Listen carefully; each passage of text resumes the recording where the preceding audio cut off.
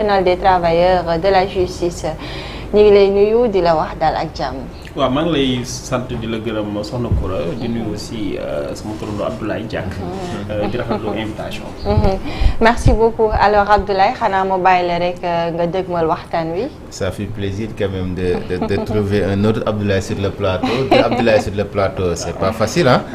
voilà ñu jaajëfal ko bu baax a baax moom sama turando moom moo nekk secrétaire général bu Union nationale des travailleurs de la justice ñu gis que ne bu yàgg ba léegi yéen a ngi nekk ci ab grève yéen ak sax entente la sax SYTJUST ak UNTJ ñu nekk si ay grève dañoo bëggoon a xam effectivement lan moo wundu grève bi ak tamit yéen a ngi si ñaata plan d'action.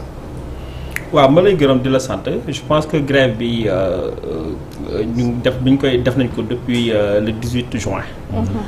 te mu nekk véritablement des grèves cycliques yoo xam ne tàmbali nañ ko. depuis 2018 bi nga xamee ne syndicat wu travail de la justice yi. am na accord ak le gouvernement du Sénégal donc concernant un certain nombre de points yi nga xam ne moo ci gën a fës nag mooy le point d'ordre statutaire. yi nga xam ne moom moo relever la hiérarchie des greffiers à la en fait moo yéegal hiérarchie kii greffiers yi. donc à A2 mais aussi également créer corps bu ñuy wax assistant des greffes et parquets. mais également aussi créer li nga xam ne moom mooy le corps des administrateurs des greffes bi nga xam ne d'ailleurs sax tàmbale woon nañ ko depuis 2011. mais mu amoon benn cohorte boo xam ne dañ ko waroon aussi yeggali ak ñoom. donc malheureusement état bi jotu ko def. donc depuis 2018 daal boo xoolee donc il y a des grèves cycliques yoo xam ne dafay am dans le secteur public de la justice. te dara waralu ko lu dul une mauvaise volonté de la part de l'État. donc pour finaliser ces projets. xam nga yi nga xam ne jàppoon nañ ne c'est des réformes structurantes donc dans un secteur boo xam ne névralgique ba pare aussi concernant un greffe boo xam ne jàpp nañ ne dafa xawoon am tuuti manque de perspective.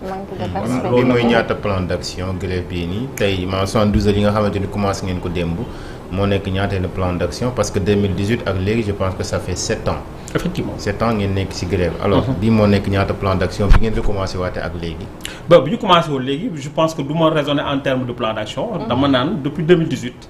depuis du moins le 18 juin. dañu di def grève boo xam ne sans arrêt parce que loolu daf li ko waral. mooy que tëbuñu rek grève. ñun depuis bi nga xamee ne yàlla def na ñu changer régime. bépp conclave boo xam ne dañ koy def pour waxtaan.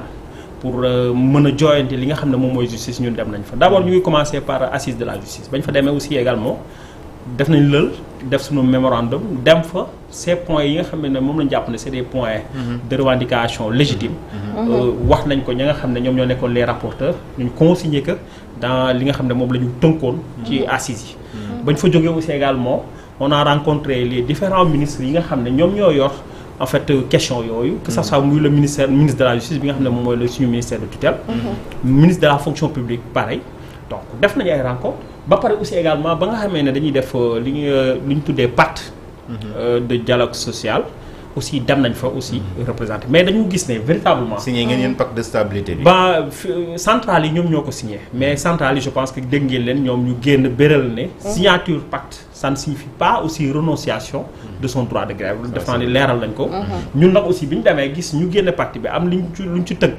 te niñ ko tënkee jàpp nañ ne kat bokkul ak li nga xam ne moom lañ doon xaar bon ñun ci la ñu génn def communiqué que ça soit muy le SYTJUST bi nga xam ne ñun ñoo nekk en entente ak ñun UNTJ pour def wane ne kat ñun pacte boobu ñun ànduñu ci maanaam tënkuñu waaw bi ñu ko defee nag tombé ak suñu préavis de grève expiré parce que ñun déposé nañ préavis de grève depuis ñun ak SYTJUST depuis le mois de février mu expiré au mois de mars depuis loolu ñu ngi continuer waxtaan gi mais ba léegi gisaguñ ci saafara ci lañ jàpp ne li fi sës moom mooy jàmmaarloo ak état bi pour que véritablement ñu mën a dégg suñuy jàmmaarloo ak état bi est-ce que yéen a ngi mesurer les impacts yi nga xamante ne mi ngi koy def ci jamono jile parce que dégg nañ ñi nga xamante ne ni Babacar Ba njiital forum du justiciable mi ngi ñaxtu sax wala sax mi ngi ñaawlu le fait que tey ngeen di wëyal seen grève bi.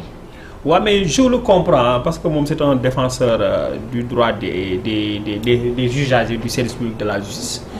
ñun aussi lu ñu mën a xam la parce que xam nañ lan la justice di représenter xam nañ aussi également greffe lan lay représenter donc dans les juridictions peut-être que ñu ko seexal ñoom ñoo ko xamul.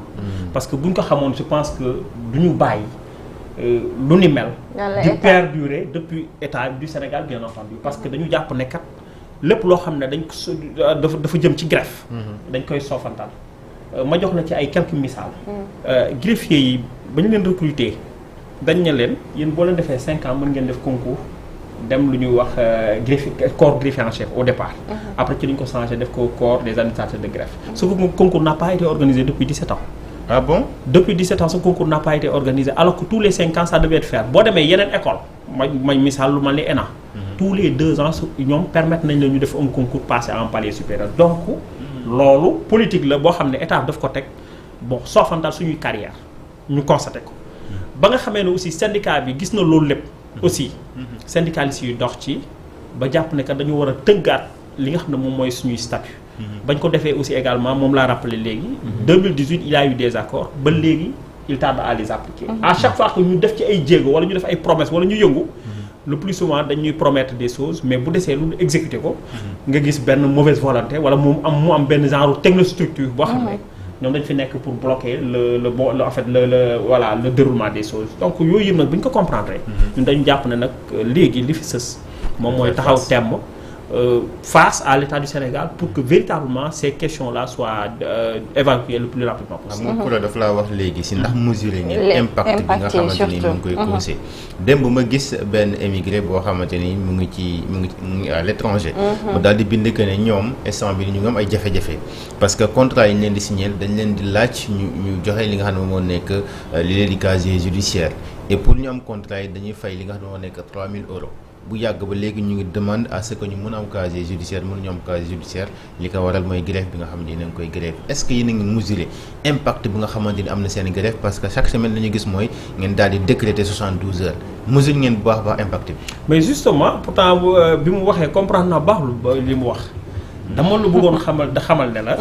ñun on mesure parfaitement sensibilité fi ñu nekk nee naa la état du Sénégal peut-être que moom mesuré wu lan mooy. un bon fonctionnement d'un service public de la justice. te mënuñu wax un fonctionnement du service public de la justice sans pour autant ñu génn ci li nga xam ne moom mooy greffe. donc vous imputez tout cela à l'État. mais moom mooy parce que au fait l'État du Sénégal moom mooy le garant du bon fonctionnement des institutions. justice institution la. bu amee ay ñoo xam ne dañu fay liggéey à chaque fois que ñu am ay mbébét ñu soofantal que mais le véritable responsable c'est l'État du Sénégal parce que ñun ba ñuy grève depuis 41 jours ci tey. mais état du Sénégal ba léegi déjà ñun suñu ministère de tutelle mosuñu rencontrer état du Sénégal réunion wala rencontre yi nga xam ne yëpp def nañ ko tuddee ko des négociations mais en réalité ce ne sont que des rencontres pour gagner du temps parce que quand même bu fekkee ne da nga bëgg des négociations mais dañoo nekk du dilatoire et on a compris cela parce que bu fekkee ne da ngay def des rencontres pour trouver des solutions da ngay woo ñëpp ñi nga xam ne ñoom ñoo yor la décision sur la question parce que quand même nous avons des revendications transversales am na yoo xam ne il faut qu'il y ait le ministère le ministre des finances. am yoo xam ne c'est du domaine du ministre de la justice am yoo xam ne c'est du domaine du ministre de la fonction publique am na yeneen sax yoo xam ne c'est du domaine du ministre chargé de l'urbanisme et de l'habitat donc bu ñu defee ay toog ñooñu ñëpp gisoo ci kenn. ñu jël seul le ministre de la fonction publique parce que tout simplement moom moo yor tout ce qui est dialogue social. mu bëgg a gérer toutes ces questions là alors que bu ñu xóotee ba ci biir. da ngay gis ne sur un certain nombre de questions amu ci des réponses précises ñun ça nous pose problème. dañuy jàpp ne l'État du Sénégal. effectivement n'a pas cette volonté pour dépasser cela. à côté il préfère peut-être que voilà def des rétorsions xam nga jéem a xoxotal fii mais bon ñun on a. yéen a ngi subir loolu.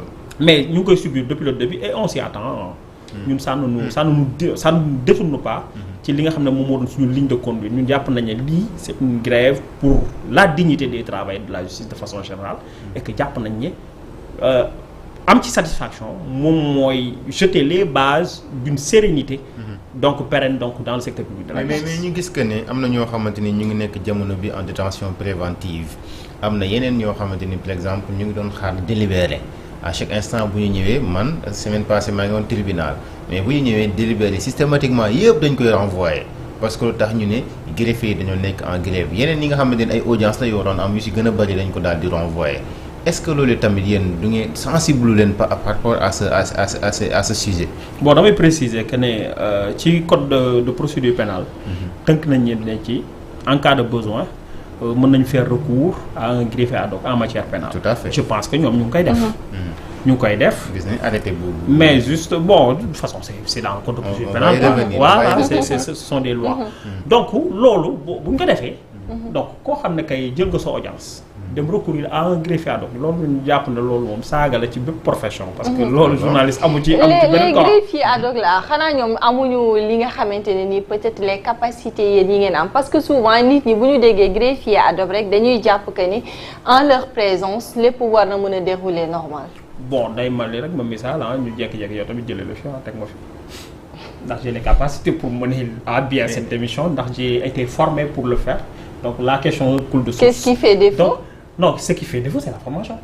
C'est la formation moo substituer un journaliste du journal. mais yenn saa yi ay gendarme lañ koy def ay gendarme yenn saa yi aussi. mais un gendarme est formé pour voilà assurer la sécurité et l'ordre. C'est ça son rôle quoi. donc ñu koy def d'une façon magistrale. mais loolu lañ leen formé quoi. man mënuñu ma ñëw jël la place d'un gendarme et vice versa donc mais quand même tënk la ñu ko ci. ñu ngi koy xeex depuis lors ñu ngi koy continuer di ko def donc don't act. léegi nag yow bu dee yow da nga jël une audience. nga jël un greffier ad hoc. mais qui peut le plus peut le moins yow jël nga une audience di juger mu am débat mu am plaidoirie mu am réquisitoire. mais bu dee ba lu vider sa décision kay rien ne vous empêche. moi je pense que loolu ñoom ñoo xam lu tax defuñu ko waaye lii tënku leen. ku jël sa audience. def le débat d'audience. mais avocat yi sax dégg nañu wax que avec la greffe. waaw mais de délibérer. mais loolu encore une fois man je ne suis pas du tout convaincu pour rester voilà dans les formes. je ne suis pas du tout convaincu. mais est-ce que greffier ad hoc mën naa signer à votre place yéen comme ça yéen comme ni ngeen. mais bien sûr moom moo jël audience ak un greffier ad hoc. mais war nañu mën a vider les délibérés après nag ñoom ñooy xool noonu ñuy gérer loolu mais loolu kay je pense que loolu tënkuñu. loolu moom tënkuñu. donc actuellement nii service minimum am na mooy que ñoom ils peuvent faire recours à un greffier ad hoc de la même façon il y a certaines juridictions yoo xam ne boo fa demee aussi ça fonctionne donc ñu ngi jël seen i audience récemment gis nañ fi une décision boo xam ne le conseil constitutionnel moo ko rendre. conseil constitutionnel il y a des greffiers yu fa nekk. donc ak d'autres juridiction yoo xam ne aussi ñu ngi fonctionner. donc ñun dañu jàpp ne actuellement y a un service minimum lépp nag lu ñu ci teg leneen lu ñu ci teg loolu entrave lay doon au droit de la grève. le droit de la grève c'est consacré par la constitution. d'accord le droit est consacré par la constitution waaye li nga xamante ne nii moom mooy circulaire bi ministère bi teg en place alors est-ce que vous croyez réellement que aussi il est dans ses droits wala aussi c'est pas une façon de vous pousser à bout. Ouais, mais il est dans ses droits parce qu'il croit devoir bien faire et on le lui concède. Parce que bokkuñu camp moom il est dans l'ordre gouvernemental ñun nous sommes du côté des syndicats moom jàpp na ne kat war na mën a jël circulaire donc adressé ko au chef de juridiction pour que ces derniers là ak les chefs de parquet pour que ces derniers saisir donc l'autorité administrative compétente dans en fait ci circonscription am. bon ñoom bañ ko defee aussi ñoom ils ont pris des réquisitions donc mais ça va dans tous les sens. parce que tantôt nga gis koo xam ne day jël réquisition ne la requérir na en fait jox naa réquisition tel pour 2 mois pour que moom mu toog mu ñëw assurer le service minimum. keneen ki jaaree fële ne noo réquisitionné naa un tel pour durant toute la grève te xaw moo yow grève bi kañ lay jeex kañ la dul jeex. ñun dañu jàpp ne yooyu yëpp c'est du dilatoire encore une fois. droit de grève c'est consacré par la constitution l'article 25 de la constitution ñun jàpp nañ ne y a un service minimum te réquisition benn but rek la yii but la mën a am d'abord ça doit être proportionnel ba pare aussi ça doit être pris par l'autorité compétente donc en l'espèce les autorités administratives ba pare aussi également ça doit être bien motivé ba pare warul entraver à l'exercice légal du droit de la grève xam nga nag boo jëlee un arrêté boo xam ne un préfet moo ko jël ak loo xam ne droit la boo xam ne la constitution moo la ko may je pense que le choix est vite fait arrêté mënul ñëw di def loo xam ne yow constitution moom moo la may sañ-sañ bi ñun li ñu jàpp ne moom mooy que liñ ci jublu moom mooy entraver droit de grève bi nga xam ne Sénégal dafa ratifié ay traités notamment le traité de l'OIT. bi nga xam ne la convention 97 moom moo ñu accordé que ne dañu bépp état boo xam ne da nga signé loolu. da nga war a respecter le droit syndical da nga war a respecter la liberté syndicale. donc ñun nag dañu jàpp ne actuellement nii ces actes qui sont posés ce sont des actes de sabotage. et ñun tamit en ce qui nous concerne ñun syndicat ñu jàpp ne aussi. En réponse, il faut des actes syndicaux. Maanaam dañu demander à ce que ñu braver ces réquisitions parce que ce sont des réquisitions illégales. da ngeen di braver réquisitions yi mais ils sont allés au-delà parce que bu fekkente ne dañuy menacer te seeni ay salaires loolu aussi ça va poser problème. bon ñun de xam nga nag bu ñu sos woon wax mais on a lu tey la presse d'aujourd'hui on a vu que ne ça a fuité xam nga tax bëgguñu ci woon wax. parce que yëgaluñ ko suñu yaram. encore une fois salaire bi. mais yëgaluñ ko suñu yaram. ñun ba ñuy dem ci li ñuy dem xam nañ lañ ci mën a fekk ñun dañu jàpp ne c'est un combat pour la dignité du ay rétention de salaire moom moo ñuy tax a reculer loolu ñun dañu jàpp ne lii bu ñu ko lijjantiwul ñun on n'a pas d'avenir donc dans la justice ki nga xam ne nag moom jàpp na ne moom amu fi avenir je pense que ay rétention salaire je pense que c'est véniel quoi donc ñun foofu la ñu toll actuellement. moo tax boo gisee on en a même pas fait cas. on a communiqué wax ci suñu mot d'ordre de grève bi nga xam ne ci. te pourtant boobu on avait la notification que les salaires ont été suspendus mais actuellement ñi travailleurs fi ñu nekkoon démb fa la ñu nekk tey. gën a dëggal seen bopp jàpp ne lii c'est un combat pour la dignité. kenn duñu xoxatal pour ci ay suspension salaire kenn duñu xoxatal ci ay réquisitions yoo xam ne jàpp nañu yenuwul maanaam d'ailleurs la preuve cour suprême donc ci chambre administrative ay intersyndical yi nga xam ne ñu ngi nekk CNO mësoon nañu doon dem grève mesure yu ni mel ñu mës ko jël ne dañuy jël ay réquisitions pour empêcher leen ñu dem grève bañ ko defee bañ ko yóbboo ci chambre administrative cour suprême dañ ko écarté waaw dañoo mais est-ce que l'État parce que tout simplement dañu jàpp ne ñoom bi ñuy def seen i considérant que ne lii ak autorité administrative bi nga koy jël lenn rek la ci jublu woon pour entraver l'exercice libre en fait du droit. Mais est-ce que l'État a tenté de dialoguer avant que muy brandir des réquisitions et autres? waaw mais dialogue bi mooy li ma la wax ñun aussi on est ouvert au dialogue parce que quand même fépp foo xam ne woo mais est-ce que di ngeen dialogue dans la mesure où ngeen di récuser ki nga xamante ni moom moo nekk tey voilà. tey salaire ki nga xamante ni non pas salaire sax ki nga xamante ni président moom moo nekk Mamadou Lamine Diante moom mi nga xamante ni moom moo nekk tey ji au conseil du dialogue social. dégg nañ ngeen ne kooku dafa far. est-ce que tey dialogue bu mën a nekk tey un dialogue franc. bon Mamadou Lamine Diante c'est un tiers dans la procédure quoi. dama ne un tiers parce que moom c'est un facilitateur c'est un président d'institution boo xam ne li mu mën moom mooy bu amee ay problèmes donc entre les syndicats ak l'État du Sénégal mu jouer ci les bons offices kii jouer les bons offices nag maanaam day tëddee njaaxaanaay moom du Lamine Diante munoo ñëw yow nga nekk président du conseil du dialogue social ñu ne déetawaay nga taxaw naa non ñii ils ont tort waaw proposé nañ leen lii ñoom ñoo kiiwul lii duñ ko nangu te loolu bu ko état bi nangoo du yoon waaw li ñu mën moom mooy dagg seeni salaire loolu moom dafa xamul la muy rôle am encore une fois je pense qu'il faut que mu lire li nga xam ne moom mooy les textes qui régissent cette institution là bu boobaa dina xam moom fan la war a taxawaay te lii nag bu dee daf ko nar a continuer je pense que ce sera un échec patent li nga xam ne moom mooy mission bi ko dénk parce que quand même mënuloo dénk une telle institution nga war a tëddee njaaxaanaay nekk à équidistance des deux parties pour mën a waxtaan ak ñoom trouver un bon arrangement nga déjà faax donc loolu ñun bañ ko defee artu nañ ko njëkku na ko def ñu artu ko ba mu ko defaatee wax loolu sa parlé de chantage mais non c'est pas lui ça qui a parlé de chantage quoi mais il a parlé des choses yoo xam ne mais en réalité ñun on était vraiment tombé des nues quoi parce que loolu doon ci ram bi ñu ko defee ñu def mise en demeure mu dàbbaliwaat ko ci lañu xam ne kii kat c'est pas un médiateur sérieux ñun ca lañ ko récusé jàpp ne ñun kooku mënutul dox suñu diggante ak état du Sénégal. mais donc qu'est-ce que vous proposez pour la levée de cette grève? mais c'est tout simplement simple ñun dañu demander à ce que l'état du Sénégal respecter li nga xam ne moom mooy les accords yi nga xam ne moom lañ signé woon mooy que le reclassement des greffiers l'alignement ça c'est le terme consacré parce que solo technicien wala l'alignement des greffiers à la hiérarchie A2 parce que mënuñu comprendre un corps moom ñaari hiérarchie la constitution initiale des agents administratifs dans le corps des assistants de greffe c'est parquet mais également le recrutement des greffiers yi nga xam ne ñoo totalisé 10 ans révolus à la date d'entrée en vigueur du décret dans le corps des assistants, en fait des administrateurs des greffes. Ñun on est en phase avec ce que dit la loi. Pour ce qui est des agents administratifs, obligatoirement c'est une constitution initiale dañu war a dem formation parce que loolu loi bi wax. Pour ce qui est des administrateurs de greffe ñi nga xam ne c'est des greffiers war a intégrer beneen corps dañoo war a dem formation. Pour ce qui est des greffiers il n'y a aucune disposition de la loi boo xam ne nee na képp koo xam ne da nga war a def changement de hiérarchie da nga war a dem defi formation ñun loolu la ñu leen opposé. mais état bi ne nous oppose pas ça ne nous oppose pas des textes xam nga lu ñuy opposé.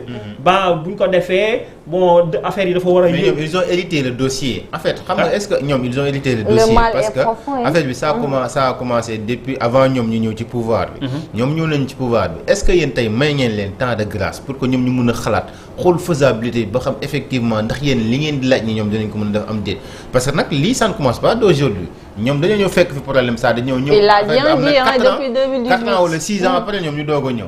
est-ce que tey jotuloon woon wala jaarul woon ngeen may leen benn temps de répli boo xam ne dañ leen permettre à ce que ñu mën a familiariser ak le dossier xool effectivement liñ ci mën ak liñ ci mënul. déjà état boo koy hériter da ngay hériter les actifs ak les passifs. ça c'est vrai. Ils ont hérité les pouvoirs, ils ont hérité les budgets, ils ont hérité les infrastructures, ils ont hérité aussi les problèmes. C'est comme ça quoi. Lii pour man ce n'est même pas un problème hein. On a rencontré une autorité dont je tairai le nom moom aussi mu ci dox tànku jàmm bañ ko waxee nii dañ ne mais dañu nuñu te pourtant c'est une autorité influente dans le régime mu ne ñu lii mooy problème bi lii mooy waral coow li mu ne ñu lii bu doon ab tubaab moo fi ñëw mu laaj lan mooy grève bi ñu ne ko lii la mais il n'en reviendrait pas. c'est le ministre Abass Fall. non du ma wax tur bi parce que quand même kilifa la boo xam ne ci dañu toog mu wax ñu loolu du ma wax turam. xam nga waaye damay dëggal rek li mu wax. parce que bañ ko expliquer ko ce qu'il est en fait li nga xam ne moom mooy la pomme de discorde dafa ne lii mënuñu comprendre dans un pays sérieux lu ni mel di fa am question yoo xam ne il suffit d'une petite volonté. parce que état da ngay def une balance entre une revendication ak les contre-coups les conséquences d'une grève ak les revendications nga arbitrer mais depuis lors defuñu ko on a l'impression que daal ñoom ci defante la ñu nekk. te pourtant ñoom dooroon nañ ak les grandes concertations bu fekkente ne yow sa ministère mënulu la dara vous concertez avec le premier ministre. tel n'a pas été le cas. justement bu amee en fait dans l'ordre normal des choses à chaque fois qu'il y a blocage. parce que aussi ay parti lañ quoi yow maa ngi yow mën nañu waxtaan ñu am réeroo.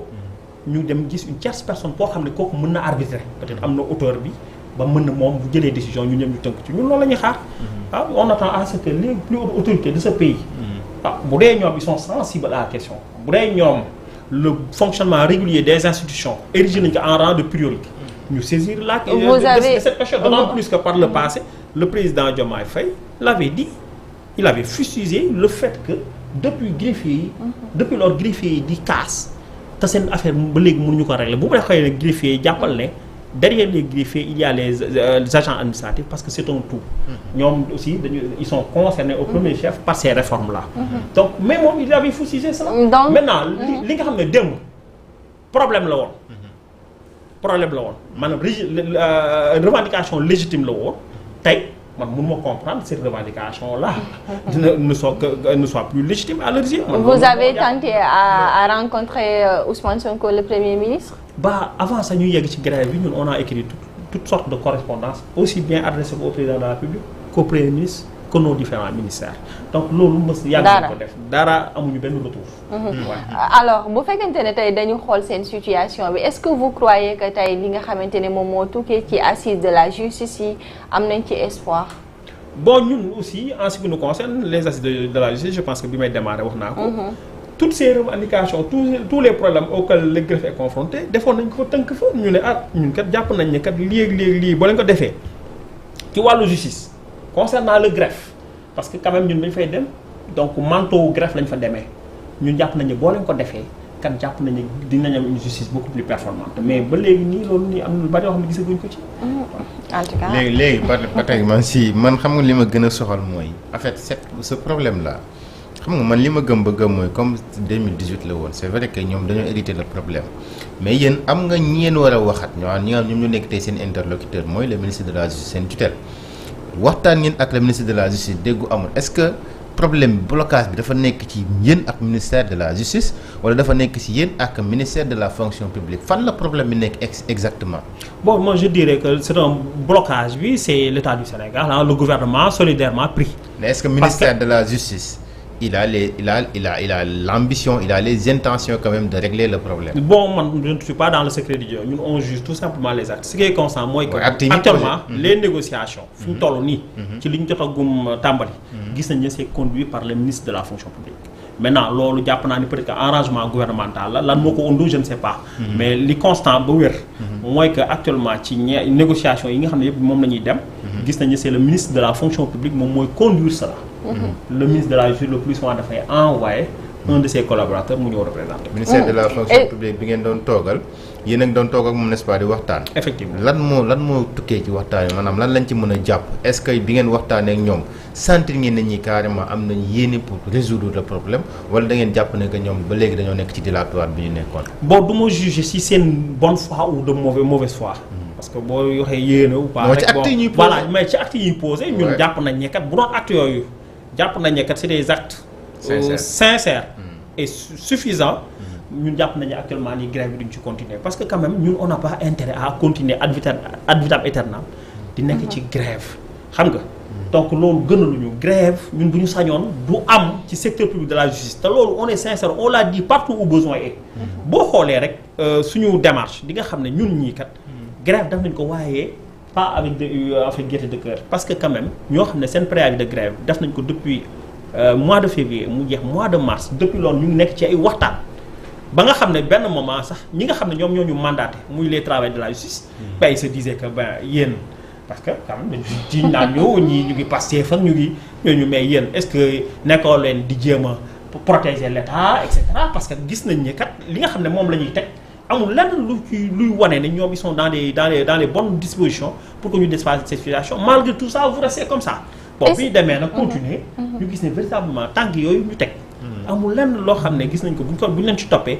dinañu résoudre sur nos problèmes ba ci lañ jàpp ne aussi dañoo war a def cessation collective de travail. Voilà. Et si la situation perdure c'est une prochaine étape lan lay doon. ba suñu prochaine étape mooy tey li ma mën a wax mooy que tey la détermination bi gën a am. tey la constance bi gën a am. tey la confiance de la base gën a am malgré rétention et tout ça. ñun yooyu pour ñun c'est des épiphénomènes. pour ñun c'est des trains qui arrivent à l'heure ñu lañu jàpp ne li ñu war a def ñu ngi koy def ñoom l'État du Sénégal ña ngay def lu ñu def waaye malgré tout ça nous restons toujours ouverts au dialogue comme au premier jour grève bi bu tegeewu un jour de plus je pense que le seul responsable c'est l'État du Sénégal bu ñu woowee à des négociations sérieuses sur les points yi nga xam ne de revendication ñuy jàpp ne c'est légitime ñu répondre ci de façon correcte avec un échéancier clair je pense qu'il n'y a plus raison de continuer grève. Maintenant, l'on ba légui nak mom mo amagul. Et pour la mobilisation de vos membres, que comptez-vous faire aussi? Bon, la mobilisation reste intacte. Ñom je pense que tay boudé da nga nek ci xex nek au devant.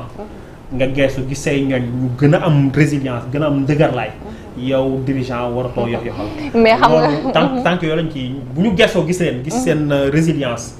Gis seen bravoure gis seen détermination parce que dañu jàpp ne c'est un combat pour la dignité waaye ñun lu ñu mën lu dul gën a taxawal gën a taxawal la jéego yi gën a am Pastef ci li ñuy def bon jàpp nañu aussi également nguur gi aussi également nekk na dans les bonnes dispositions pour que ñu dépasser cette situation mais ndax yéen a ngi xalaat aussi tey jëlee suñu naataangoo yi ca comme ni la ko kii waxee woon ñi nga xam ne ñi ngi ci yenn réew yi di soxla li di casier judiciaire aussi. mais loolu ci ñun la njëkkee xam nga ñun man il se passe pas un matin sans que je ne reçoive au minimum 10 sollicitations de parents d'amis etc. en temps normal laa lay wax parce que xam nga rek Sénégal ak ñu muy demee booy liggéey benn secteur koo xam ne dafa am bëgg benn kayit wala lu mënti doon rek kam mu xam rek lay woo de la même façon noonu la ñuy continuer di ko def mais ñun aussi mënuñu di diriger des grèves déclencher des mots de grève et puis parallèlement aussi également bu ñu amee ay cas ñuy jéem a wut ay solutions intermédiaires loolu mënuñu ko def liñ leen di ñaan moom mooy que ñoom ñu comprendre ñu comprendre ne actuellement nii grève li muy def comme combat dafa nekk un combat pour sa dignité ak sa survie ñu jàpp nañ ne lii nii ces questions bu ñu ko traité wu ñun amuñu place dans il faut mesurer les impacts. ñu ne ci biir kaso gi nag jamono bi bu yàgg ba léegi ñuy xaar. mais ñi nekk ci biir kaso bi ñooñu xam nga ku ñu wax kaso dañuy jàpp ne c'est la matière pénale. la matière pénale nee naa la état bi am na prox ndoll yoo xam ne mën na kuñ ci war a juger ñu juger la. ku nekk dans un cabinet d'instruction mais non mais c'est la vérité c'est la vérité damay bañ ñu mbubboo ñu parce que xam nga lan moo ci yéen seen responsabilité on n'a aucune responsabilité sur cela parce que les parquets ñu ngi fonctionner te dama ne la parquet secrétariat parquet bi le plus souvent c'est des travailleurs de la justice ñoom ñoo fa nekk. comme les Moustapha Diakhaté bu ñu leen bëggoon àtte tey jii dinañ. bu ñu bëggoon vider seen délibéré il n'y a rien qui retient le juge de vider son délibéré absolument rien du tout. Ah mais pour la troisième fois juge bi. bon délibéré bi ñu koy renvoyer parce que. mais loolu vous êtes en grève yéen. mais loolu nag ce serait bien que le juge s'explique bon voilà. donc da ngeen di désengager seen ay responsabilités. non ça ne nous engage absolument pas c'est une audience qui s'est déjà tenue. une audience qui s'est tenue kay rien n'empêche au juge de vider son délibéré. donc il est temps que les Sénégalais ñu xam ko parce que d'habitude avocats yi sax bu ñu génnee dañ naan peut-être que grève greffier yi moo tax ñu repousser ko. bon mën na am dafa am lu ñuy craindre mais dama ne rien n'empêche au juge mu vider son délibéré. en tout cas mais maintenant comme on vous dit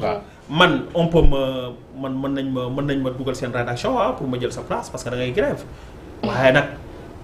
yow man garantiruma leen la qualité li nga xam ne moom mooy tukki ci rédaction bi c'est ça peut-être. borom mbaam moo xam mbaam. voilà peut-être que ñoom dañuy ragal peut-être bu ñu paree vider la décision. parce que rien ne les empêche de le vider donc sur le plan de la légalité. maintenant dañuy ragal peut-être bu ñu paree jógee ci loolu jël ki nga xam ne il n'a pas été formé. pour rédiger une décision moom du xam la lay def ci dossier bi quoi peut-être loolu la. mais en tout cas donc y a une cause. mais y a une chose. donc y a une cause. non. Il y a une chose par exemple ki nga xam ne par exemple pour une affaire. il doit être relaxé. bu ñu ko relaxé et qu'il n'y a pas d'appel. grève greffier ou pas greffier il est relaxé en fait le président le procureur de la République dafay jël ci feuille d'audience am bind si la décision de relax defar ordre de mise en liberté boo xam ne daf koy jox administration pénitentiaire dañ koy libérer ci saa si képp koo xam ne aussi à l'issue de ces audiences là même pris par un greffier ad hoc. dañ la condamné à une peine avec sursis le procureur bi nga xam ne moom moo dem siéger dafay def ci feuille d'audience am que ne yow kat condamné la avec une peine avec sursis ba pare def un ordre de mise en liberté adressé à l'administration pénitentiaire greffier ou pas greffier dañ lay génn donc ñun jàpp nañ ne xam nañ aussi que ne daa naam ñu ngi grève mais am na loo xam ne procureur wala juge bi mën na ko def sans pour autant que grève greffier yi gàllankoor ko ci. alors Sénégal yu bëri tey dañuy faral di wax ci mbirum justice di ko joxoñ baaraamu tuuma yéen vous êtes des travailleurs de la justice Sénégal yu bëri dañ leen di faral di dégg ñu joxoñ baaraamu tuuma justice que ne Sénégal bu amee jafe-jafe justice moom moo tax lan ngay tontu ci loolu. bon ça peut être relativisé du ma ne kër gu jax la kër goo dem rek am na yu ñu war a jooyanti que ça soit dans la presse que ça soit dans la justice que ça soit au niveau des impôts et domaines que ça soit et cetera. donc la perfection n'est pas de ce monde mais man jàpp naa ni justice en tout cas ci li nga xam ne moom la am comme moyen humain comme moyen financier ñu ngi jéem a bay seen waar ci li nga xam ne moom mooy l'œuvre de justice donc dans ce pays maintenant il y a des problèmes. Le problème d'abord mooy le problème d'effectif. xam nga ni les convergences dañu wax ne par exemple pour ce qui est des greffiers il doit y avoir 3 greffiers pour un magistrat. actuellement nii maanaam il doit y avoir 3 fois plus de greffiers que de magistrats. actuellement nii les magistrats ñoo ëpp greffiers au Sénégal. xam nga loolu ça pose problème. donc bu ñu jàppee ne kat il doit y avoir 3 greffiers pour un magistrat dañu jàpp ne kat am na liggéey bu bari boo xam ne li ci ëpp. greffe moo koy def pour juridiction yi fonctionner comme il le faut. bu dee ñoom dañoo nekk à un nombre tellement réduit. je pense que célérité bi ci war dans le traitement des affaires donc je pense que loolu mën na am sooxe. waaw mais bu en dehors de ça. je pense que. chaque jour nit ñi ñu ngi àtte nit ñi. donc sur différentes matières te je pense que ça ne pose pas de problème. l'indépendance de la justice est-ce que lu war a mën a nekk la fii ci Sénégal. bon rien ne l'empêche rien ne l'empêche je pense que ci assises yi am na pas mal de résolutions yoo xam ne jàpp nañu bu ñu ko defee. justice dina gën a indépendant naam am na indépendance. parce que suivant les textes. maanaam le juge au siège bi nga xam ne moom mooy rendre les décisions. amul dara lu ko tënk. maanaam nag koo xam ne da yaa tënk sa bopp. loolu yow suivant les textes. dara tënk ko c'est un juge inamovible du moins. dara tënk ko en principe waruñu ko sax affecté ne que bu dee nécessité de service. donc kooku jàpp nañu que il a tous les ba pare aussi moom ci buy dogal amul kenn ku muy laaj maanaam avec xanaa peut-être mu nekk une composition collégiale ñu nekk ñett bu ñuy juger ñoom mën nañ ci mais les juges au siège amuñu benn kenn koo xam ne dañ lay laaj sa xalaat ci bu ñuy jël seen kàddu maintenant pour ce qui est du procureur de la République bon moom loolu moom c'est hiérarchisé maintenant le procureur de la République ki nekk ci kawam moom mooy le procureur général le procureur général ki nekk ci kawam mooy le ministre de la justice le ministre de la justice ki nekk ci kawam mooy le premier ministre et le président de la République loolu on peut comprendre que ne côté boobu on ne peut pas parler de liberté voilà mais pour ce qui est du juge au siège moom il a tous les leviers pour être indépendant léegi une dernière question comme temps bi ñoo xoj ko balaa ñoo yëkkati jotaay bi dafa am fan yi li nga xamante ni xewoon na muy dañ doon modifier li nga xam ne moo nekk le règlement intérieur de l'Assemblée nationale sur le nouveau règlement intérieur de l'Assemblée nationale moom ay dispositions yoo xamante ni dañ cee dugaloon que ne ëllëg Assemblée nationale mën naa dem ba wóolu ab magistrat dal di ko déglu fi nga xam ne moom moo nekk ci pencum ndaw réew ma dafa bu jëntellement ñu wala finalement ñu gis que ne conseil constitutionnel dafa daal di rejeter disposition yu mel noonu naka nga ko gisee en tant que nit ki nga xamante ne da nga yëngu ci wàllum yoon est-ce que benn magistrat war nañ ko mën a wóolu ci kanam ay député ngir déglu ko bu fekkee ne dafa def na ko sudut noonu. waaw mais loolu dafay poser un peu le principe en fait dafay poser problème ci li nga xam ne moom la ñuy wax le principe de la séparation des pouvoirs bien qu'au Sénégal la séparation des pouvoirs n'est pas stricte il y a des interactions donc entre les différents pouvoirs loolu mooy tax le président de la République mën ba toog ba waaw non en fait non seulement toog ci conseil supérieur administratif mais aussi également yàlla aussi yoon may na ko donc bu Assemblée nationale defee 2 législatures mu dissoudre leen donc il y a des interactions mais maintenant je pense que prox ndoll boobu noonu ñu bëggoon dugal pour permettre aux députés donc ñuy convoquer des magistrats donc di leen déglu di leen enquête je pense que loolu bu amoon dafay nekk un précédent dangereux et je pense que je salue amplement la décision du conseil constitutionnel donc en la matière parce que véritablement doon na nekk loo xam ne dangereux en ce sens donc en ce sens que dafay nekk une sorte de pression donc boo xam ne dañ koy exercer sur certains magistrats te loolu man je pense que da doon kii daal da doon xaw a doy waar déjà on demande à ce que le cordon ombilical soit coupé entre le parquet ak l'exécutif donc buñ ci bëggoon permettre à l'Assemblée nationale donc muy woo des magistrats donc di def une enquête parlementaire bon je pense que loolu doon na xaw a doy waar bien que boo xoolee en France lu ñu mel mës na am na benn juge d'instruction boo xam ne mësoon nañ ko jox un dossier ñu gis ne après coup il y avait des éléments à décharge malheureusement xoolu ko moom mu nekk à charge ci instruction bañ demee ba gis ne véritablement yóbbu nañ cour d'assises ñu acquitté ñi nga xam ne ñoom la doon àtte à temps yooyu woon nañ ko c'est la fameuse affaire d'Outrou donc Assemblée nationale où convoqué woon nañ ko woolu pour xam exactement moom lan moo waral mu doon mener son instruction uniquement à charge alors qu'il y avait des éléments factuels de yoo xam ne mënoon na ko permettre aussi mu instruire également à décharge donc loolu am na dans les grandes démocraties am na mais man je pense que tel que les choses ont été faites donc ci affaire bi man je pense que c'est mieux que les choses restent ainsi mi ngoog Abdoulaye xanaa rek fii la ñu daal di ndax keppee waxtaan wi ginnaaw nag Abdoulaye Mboup moom mi nga xamante ne moom moo jiite l'Union nationale des travailleurs de la justice alors amis internautes dañuy daal di rek dem jëli chronique gu bés bi ci professeur Maodo Ba.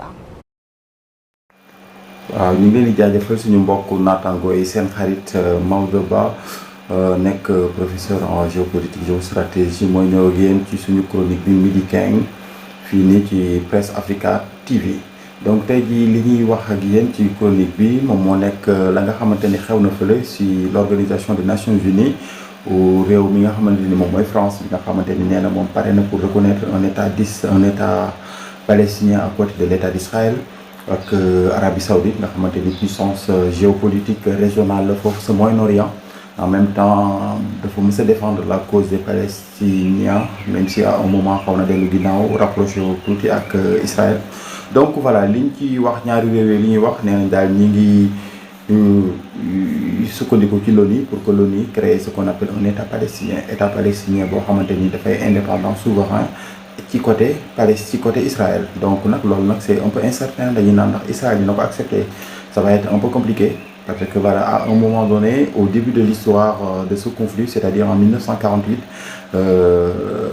dañoo créé woon dañ benn plan de partage boobu dañoo ne woon 50% de la Palestine seront occupés par les Juifs qui étaient minoritaires presque 1 million au même moment ñu ne voilà 45% du territoire ñu jox ko Palestiniens alors que Palestiniens presque 3 millions et quelques lañu presque 3 millions la ñu woon on est en 1948 arabes yi ñoom ñoo ko rejeté woon ainsi que les Palestiniens ce qui fait que 1948-49 boobu ci la première guerre israélo-arabe commencé donc ci Israël juif yi dañoo war a jóge fii war ñu fay créer état wala palestiniens yi rek ñoom ñoo fi war a am état donc ndax dañuy ñëwaat ci par rapport à ce qui s'est passé à l'histoire on va voir dans tous les cas voilà actuellement avec ce qui se passe à Gaza donc famine baag yëpp gis nañ ni communauté internationale bi mobilisé wu nañ réew yu bari tamit mobilisé wu nañ ñoo gis fi ñaari ministres israéliens yoo xam dañoo influent voilà ñaari ministres israéliens yoo xam dañoo influent mais réew yu bëri nee nañ ñoom voilà bëgguñu leen fa recevoir réew yu mel ne ay Italie et cetera mooy pays occidentaux yi pays yooyu dañoo dem ba ci biir ñu ne daal Israël moom day créer ay xeex rek te xeex yooyu muy créer ñi nga xam ne ñoom lay provoquer ñooñu noonu le plus souvent dañuy viser les alliés d'Israël alliés Israël yi xam nañ ko moom moo nekk les pays de l'Union européenne ñoom dañoo commencé sonn ñu mel ni surtout ay Espagne ñu mel ne Italie nga xamante ni une partie de leur budget est allouée à l'OTAN c'est l'OTAN qui finance l'armée israélienne en quelque sorte du coup daal moom moo daal dañoo xaw a sonn ci guerre bi ba ñoom daal ñu ngi penché wu de plus en plus sur une éventuelle création d'un état palestinien boo xamante ni day nekk ak Israël donc bu weesoo loolu ñu ngi dem fële ne ci Russie xam nañ la fa xew ku mel ni guerre ba fa xew entre Russie ak Ukraine guerre ba ma ngi gën a tàkk ndaxte Russie ñoom mayatuñ dara ukrainiens yi ñoom sax dañoo bëgg a jeexal guerre bi donc xam nañ bu baax Russie ni ñu amee doole sur le plan militaire ñu ngi dóor ay sox yoo xamante ni mettre nañ surtout au niveau du sud du pays de progressivement ñu ngi reconquérir état bi ñu ngi reconquérir Ukraine de plus en plus en même temps aussi Ukraine tamit est de plus en plus armée par les États-Unis nga xam ne Trump ba mu doon ñëw dafa ne woon day trouver solution mais conditions de paix yi nga xamante ni négocié woon nañ ko fële ci Istanbul ay ñaari weer ci ginnaaw dafa satisfaire occidentaux yi parce que Russie ñoom ak yi nga xamante ni am nañ ko bëgguñu ko perdre conflit bi daal foofu la toll si ñaari réew yooyu noonu donc dinañ leen ci taataanal yeneen xibaar pour wax leen ci li ci xew ci fan yi nii di ñëw donc bu weesoo loolu dañuy dem fële ne ci Écosse nga xamante ni visite ba nga xamante ni le président Donald Trump def na ko fa ak lam fa wax boobu ba mu ñëwee nee na européens yi li nga xamante ni moom mooy immigration da ngeen ko war a bàyyi ndax immigration boo leen ko bàyyiwul da ngeen di jékki-jékki yéen dootul existé ti voilà loolu boo gisee mu koy wax day xalaat voilà boo gisee mu koy wax loolu noonu day xalaat ba benn théorie bi ñu naan théorie de remplacement boo gisee ñu naan remplacement c'est-à-dire da ngay ñëw ci am réew voilà ngeen fay ñëw di fa immigré mais à la fin da ngeen dem ba ñi nga xamante ni yéen a dëkk sa réew ma yéen a leen di ëpp Donald Trump xam na ci dara ndax moom descendant immigrant la ndax ay parents moom européens yu bëri ba ñu ñëw Europe ñoom ñoo ëppoon ba ñuy ñëw fële Amérique ñoom ñoo ëppoon indiens yi mais avec le temps dañoo dem ba nga xamante ni ñoom ñoo fa ëpp indiens yi xam nañ ni bon épidémie yañ fa créé entre le 16e 17e 18e siècle moom moo décimé population amérindienne ba nga xamante ni Amérique boo ko xoolee boo xamul histoire tamit da nga yaakaar ni tubaab yaa ko moom alors que tubaab yi ay immigré lañ rek comme suñu genre yi nga xamante dañuy dem France immigré fa et cetera wala suñu mbokk ouest africains yi nga xam ne ñoom ñoo ñëw Sénégal donc voilà loolu lañu fi taataanal ci xibaar di leen jox dox daje ba suba ci beneen chronique di leen remercier di leen souhaiter une bonne journée donc maa ngi delloo kàddu gi waa régie bi ak suñu xarit Koura ak l'ensemble des techniciens bonne journée merci jërë ngeen jëf. Merci à vous professeur Maodo Ba di la jaajëfal bu baax a baax di la souhaiter également bonne journée alors amis fidèles internautes file nag la ñuy yëkkatee jotaay bi ginnaaw nag seen émission digg bëccëg bi lii di Midi King ñu àndoon ak deuxième partie bi kii di Abdoulaye Mboup moom la ñu àndoon ci waxtaan wu yaatu wu neex wi xanaa di la jaajëfal di la wax nga tàggatoo ak internet yi. waaw mais maa ngi leen di gërëm encore une fois di leen sant ci invitation je pense que c'est pas la première fois mu ñëw ci kër gi. donc maa ngi koy commencer miin. et c'est toujours un plaisir. donc di fi ñëw di waxtaanee li nga xam ne moom mooy mbébétu justice de façon générale. et en particulier du greffe. mais aussi également donc des questions d'actualité de façon générale quoi. En tout cas vraiment di leen remercier di leen sant. Di lancer un appel aussi un dernier appel à l'État du Sénégal si vous me le permettrez. ñu xam ne bon au-delà de grève beeg tout ça ñu xam ne ñun ci njaboot gi lañ bokk. Njaboot nag bu dee dafa am jàngoro boo xam ne depuis tout le temps daf koy soxaale di ko doxe yow dañ ci jéem a wut saafara une bonne fois pour toutes mais doo ñëw di ci yokk ñun bëggatuñu aspect curatif xar mi karaw bëggatuñu aspect curatif prévention la ñu mais prévention moo ñu gënal prévention moo ñu gënal mais je pense que prévention bu amoon je pense que duñu yegg ci ay jàmmaarloo te loolu moom je pense que ñi ciy loru rek moom mooy ñi nga xam ne ñoom ñooy les juges du service public en tout cas di leen gërëm di leen sant ci invitation bi encore une fois merci beaucoup di la jaajëfal bu baax xanaa rek di leen masawu ci jafe-jafe yi nga xamante ne nii actuellement secteur bi mi ngi koy traversé alors Abdoulaye xanaa yow aussi ma bàyyi la nga tàggatoo. jërëjëf soxna Koula jërëjëf